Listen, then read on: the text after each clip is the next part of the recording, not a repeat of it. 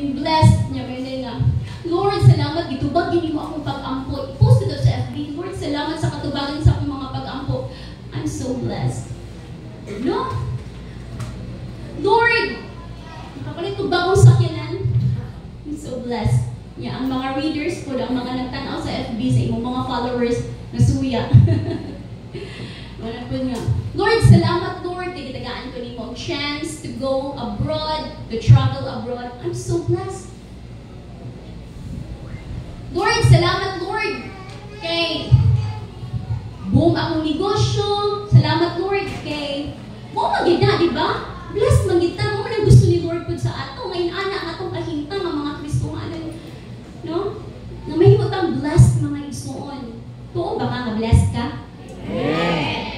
Amen.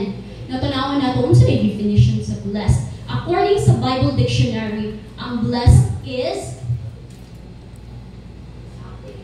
happy. Ang blessed is happy. Simple lang ang yung definition, happy. So, kung atong tanawon balik atong text, blessed is the man who perseveres under trial. Happy is the man. Malipayon. Insan yung man, sa time nila ni James katong mga taga-Israel. Pero atong i-bridge karon kinsa naman eh. Kita na nga magtotoo ni Jesucristo. So happy di ay, no? So mo na ang meaning sa blessed. And then another thing, atong Tagalog meaning ang trials. Another meaning sa trials, sa other versions ang ilang ibutang adto temptation. Mga lapse from our faith, adversity, affliction, ang ginaalaw sa Lord to prove ang atong character, to prove ang atong faith, to prove atong holiness, no?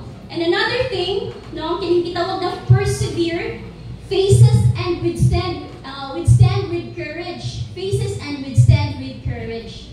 Nga, mula hutay ka, at tubangon na to ang mga pagsulay sa kinabuhi, no nga, na ay kaisog, no, bear bravely and calmly. Naday, isog ka, pero kalma lang. Na may isog, mamudas-das na yun. No, sa puton, kanang isog, bitaw nga, kanang magpahari-hari. Pero ang gusto ni Lord, dali nga persevere kang matubang ka sa mga pagsulay, kanang bitang kalma. Kaya ngon si Magtapat, baby, kalma. Kalma lang. No? Natin one time nga,